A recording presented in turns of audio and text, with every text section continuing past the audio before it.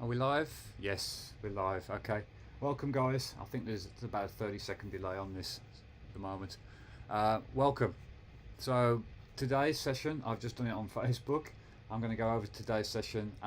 Originally, today's session was meant to be about making a psytrance or a sort of a trancey type track. But I was going through the Arturia Pigments synth, and Arturia have now given me a full access to all their plugins again. Fantastic. Can't thank them enough. Thank you, Michael, for that as well. Their business development manager. So they've granted me full access. So the next few weeks I'm going to be doing videos on Arturia plugins, making different styles of tracks with the plugins and trying to go through and just sort of show you, you know, how good they are. I'm not just saying that they are really good, because they've nailed down the classic analog sound of like the old Roland Jupiter, Juno, those synthesizers and all the old analog synthesizers and patch synthesizers of the sort of 70s and the 80s, and early 90s as well. So all the sort of type Roland type gear, say the Juno, the Jupiter. They were classic dance music synthesizers, and to have these at your arsenal is it's just amazing. It's like having, being back in those studios again. So I want to make tracks with those guys. I know I'm sort of kind of plugging the Arturia thing here, but I can't thank them enough for this. And what happened is I went in yesterday looking for a bass sound, and I ended up finding this nice chord sound, which sort of sparked an old track. And I started to put together an idea yesterday. It took about 30 minutes, and I had a break. I had another 30 minutes and put together that track again within an hour. Because I'm short of time these days, obviously, so I'm trying to come up with some ideas for you guys. And basically, it reminded me of when I used to DJ back in Amsterdam from a good friend of mine who got my first ever gig in a club called the Transporter in the red light district, funny enough, in Amsterdam. And I was playing on the same lineup as Signum, Ram. They were in the main trance room. I was playing in like a sort of house room downstairs, chill out room, and I was playing US Deep House, and it was all on vinyl, spinning vinyl. And when I made the track yesterday, and I listened to it on headphones, it reminded me of that old Deep House sound that I used to mix and DJ and learn to mix. Because when I was learning to mix, I went through different styles of finding something that was comfortable that I liked. So that's what I want to cover today. I think it's mainly going to be going through the Arturia synth, the sounds a little bit, and then it's also I'm using samples from an old sample CD which is 20 years old. So I'm trying to recreate classic sounds, and one of the ways to do that is to go through some old samples rather than having all these new clean samples that are available from all these sample companies. Just take a step back in time. And just be creative. And I came up with this track in as I say, half an hour, because I kind of knew the feel I was looking for, and it's using filtered hats and stuff. So I've just done this on Facebook, so I've got a few things set up, which is great, so I can go straight into it. I'm going to switch over. I will have to mute the mic occasionally so you don't get that massive feedback when I do play something that's loud on my speakers. So let's get into it, and let me just switch over. Hang on, wrong one. There we go. So I started out with this sound.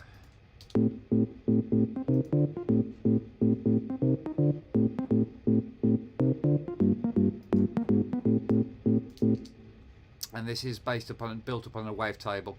Two wavetable engines playing here. You can see different waveforms, basic waves there, and we've got an engine here which is quite complex. You can see it's clown-esque, it's called. There's a bit of tuning going on with the chord sound here as it plays.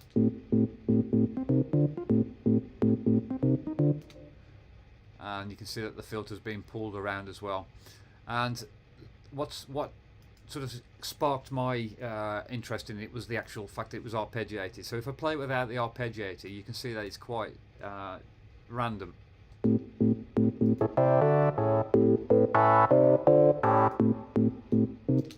So it doesn't really fit with the style of the track at the time. What I did is I played the I was sort of messing around, and I started to play in a scale of roughly A minor. Now, I'm not brilliant at music, playing the keyboard. I understand my music theory quite well, and what I tend to do is, if I'm not comfortable with something playing and I'm looking for a minor, I'll find the major chord, I'll find the root of the major, and then I'll just go down 3 semitones and play the minor, and that's the notes I will play. And most of this was played in an A minor, apart from one very last note towards the end of the actual patch, which was in a G sharp or an A flat note. And that's not actually in the scale, but it doesn't hurt sometimes to actually put these dissonant or augmented notes in there, or diminished notes in there. They create a bit of movement in the sound, and in this instance it helped resolve the end of the riff in a nice way from the key change that I'd gone from within the actual track. And obviously you can hear it towards the end. I'm not going to give the pattern away. My pattern, I don't want to give too much of my original tracks away. Obviously some of the tracks I use MIDI sounds just for demonstration purposes for you, but with my own stuff I don't want to really give away the whole pattern and the riff as such. I'll just give you sort of a quick glimpse at it, but it's kind of moving around. You can see one of the notes is not quite there in the bottom, so the last part of the note down here is not in the scale. You can see I've tried in a D minor, I've got an A minor, and I've got D minor on there, but I've also got, if I go into A minor, you can see the same thing is happening. So D minor, it's technically, it could be in the D minor scale, it could be in the A minor scale. I just played it in and it sounded what I wanted. I recorded it with a click pattern.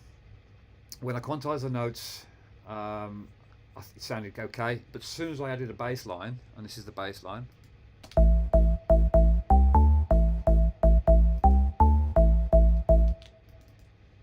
and the bass line is built up again of 2 analog sounds, all sine waves apart from the very last oscillator on the shall I call the 6th oscillator, because engine 1 contains 3 oscillators of sine waves, engine 2 is 2 oscillators sine waves, and then a saw wave which is pitched down -24 semitones to create that nice subby tone without losing too much of the depth, because if you had a sine wave that low, it's unaudible, you won't hear it.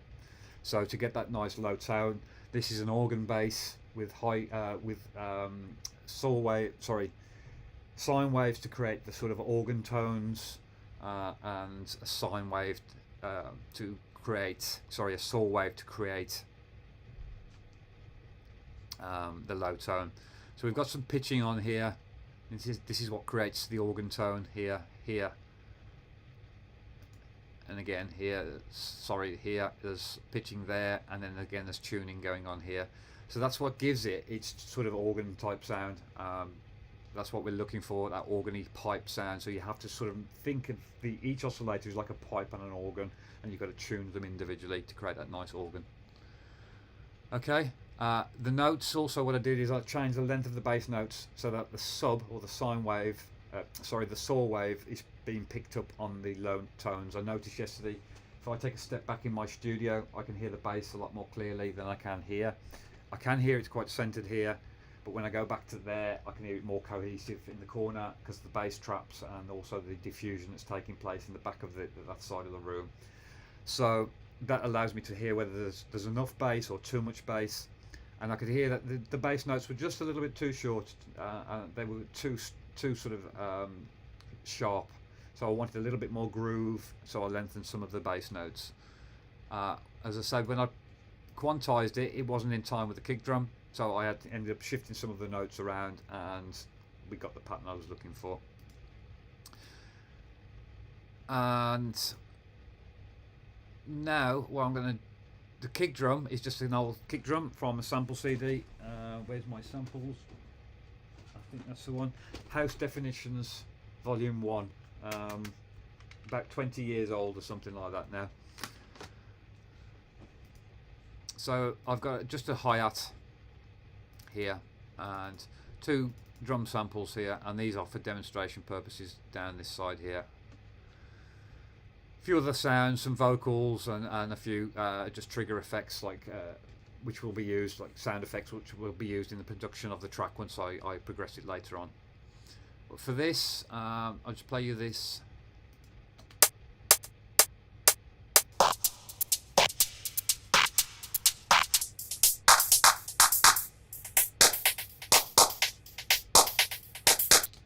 And what I want you to notice is the crushing of the snares on here.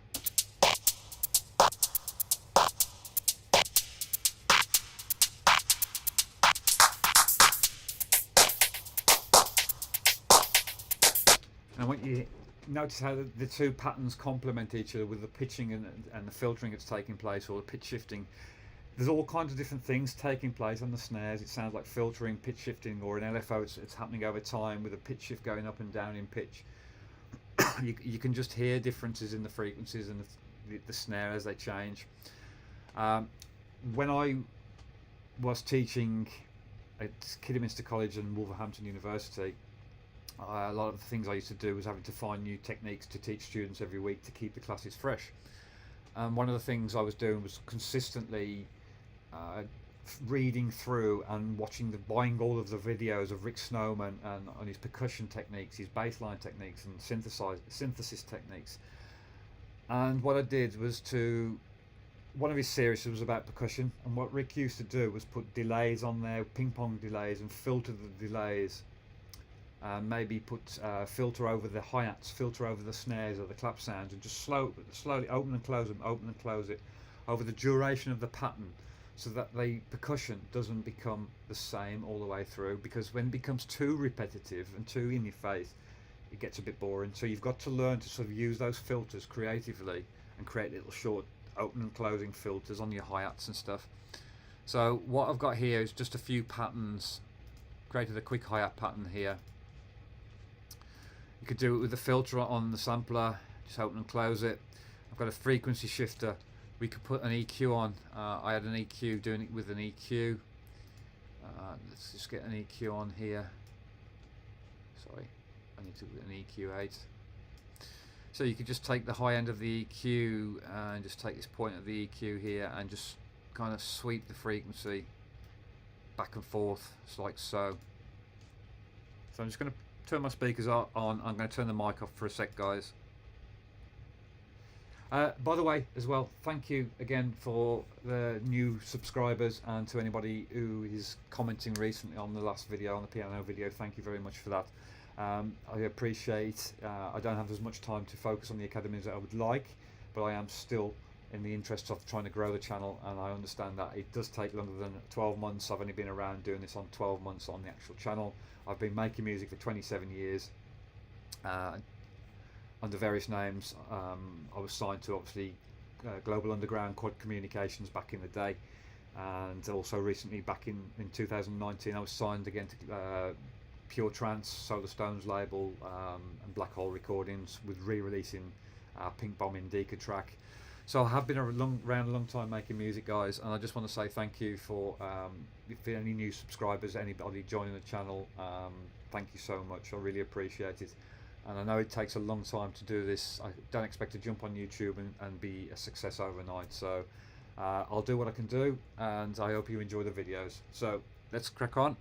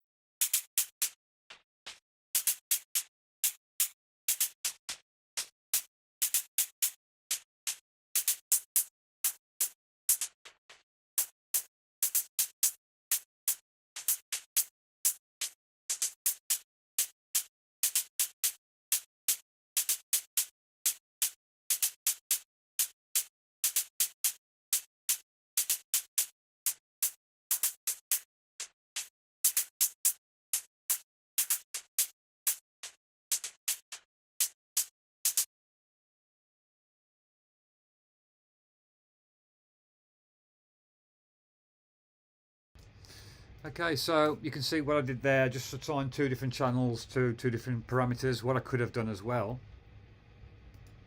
instead of assigning those, I could also assign these now to just one controller instead. I could have done that as a macro. And so let's go back into the MIDI and let's just delete those away.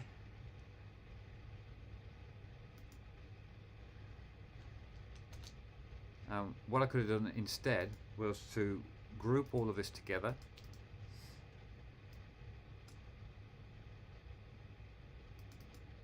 Oops. And then we could open it up, we could create a chain. Hang on, that's not what I'm looking for.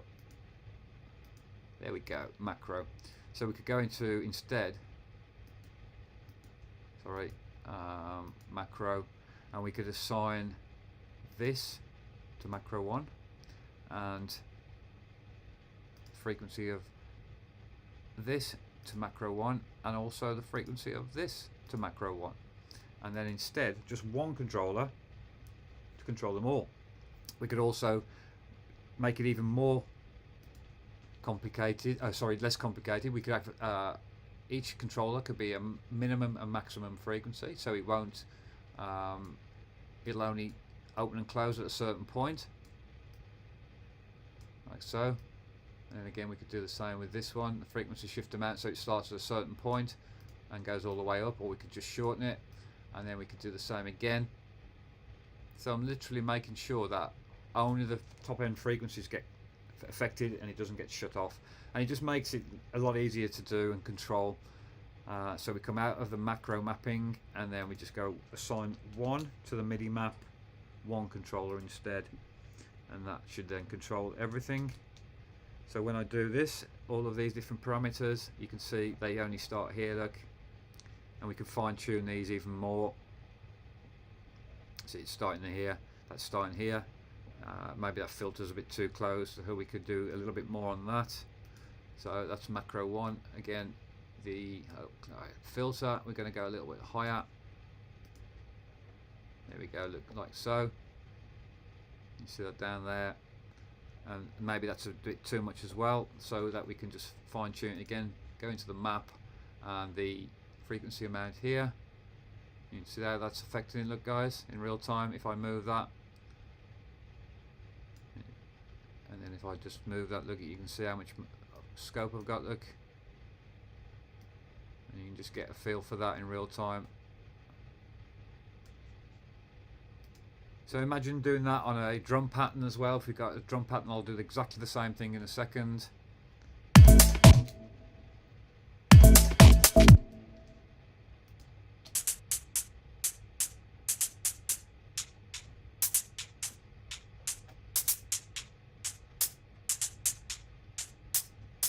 And it just creates that movement throughout the track.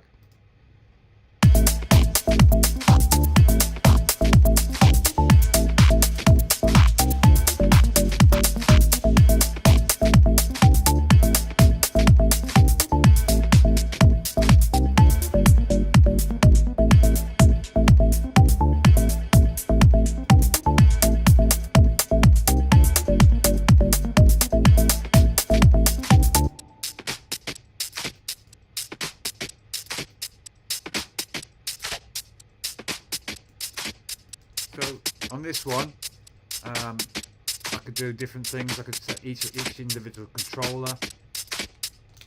Sorry guys, you probably couldn't hear me then. So you can see on there, I'm just going to do it on the actual hi-hat drum loop. This is a drum loop I found inside Ableton Live, actually, believe it or not. Let's just make sure my microphone is on. Yes, it is. Okay, so you can do the same thing on here. Again, obviously we can control it and map it, but because it's a sample, we're kind of limited. So we'd have to create, we'd have to group these two together first of all, and then we'd have a macro control. Okay, so it's the same principle, and then we can just assign again, go into map and just map these controllers to the macro, whatever you want to control, and then you can drop more effects in there. So that's a great way of building up your own little effects units, and you know, once you've got them guys, why not go in and save them, you know. So I could just save that now, rename the instrument obviously as a hi-hat, filtered controlled hi-hat. So we'll go moving hi-hat, and we'll save that and just hit save, and there we go. Look, it'll save it in my own instruments rack, and I've got that for later on if I want to ever drag that in. I just drag it back in, and I've got the whole thing ready to go, set up. You may have to reassign the parameter, so again that would be a different one, and off we go. Everything's working. So I hope that's helped, guys. As I say, I'm not going through too much of the stuff, but just to sort of go through a few of the sounds in Pigment, just to sort of finish off. How I discovered these sounds was literally to go into their sound engine, and I'm just going to clear all my presets. I went into types, bass, so you can see you've got keys, strings, organs. I went into then house. I got sidetracked by house. Okay, deep, I could have gone into styles, but I went into genres. So I went into house. I could show all results and start going through some sounds. Let's have a look. Oh, we got the keyboard assigned.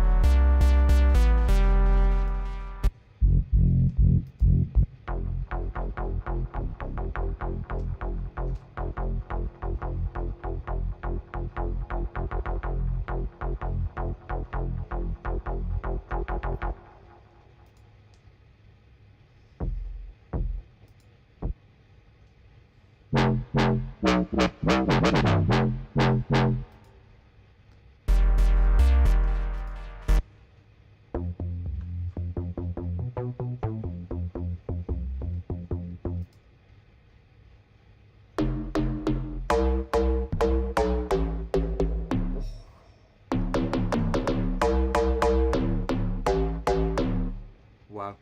So you can see, guys, you know, let's just go in and find something else. Let's have a quick look. It's clear all. Let's look in for a synth lead, a dirty hard lead, pluck lead.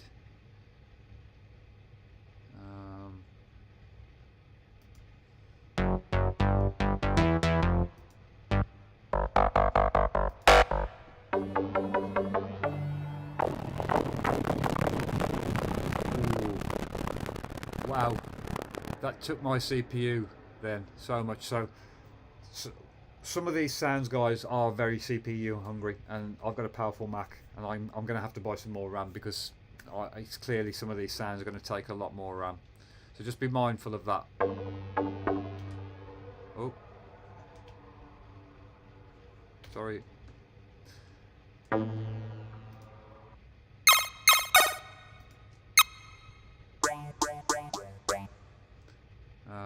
Again, let's just clear all. Let's go into type. Let's go into bass again. Styles. Let's go future bass.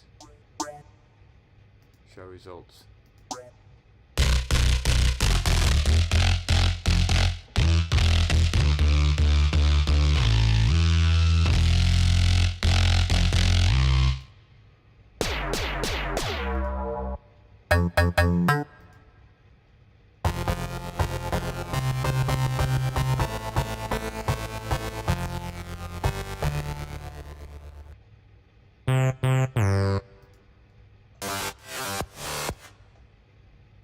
Wow.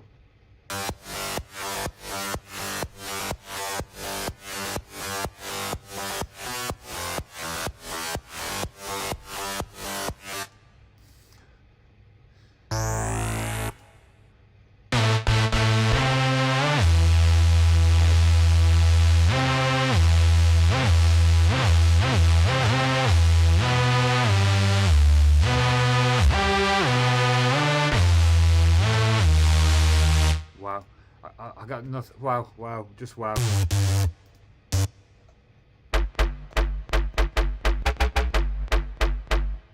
You can see, guys, how powerful this synthesizer really is. So I hope you've enjoyed that video, guys. I'm going to head off now, have my Sunday dinner, and get ready to relax, watch a film, ready to start work again tomorrow. So enjoy the weekend, the rest of your weekend, whatever you're doing out there. Stay safe, stay well, stay warm, and I will see you next week for another video. If you've got any questions, don't forget to leave them in the comments below, and just give us a nice gentle tick on the like button. Stay safe. Cheers, guys.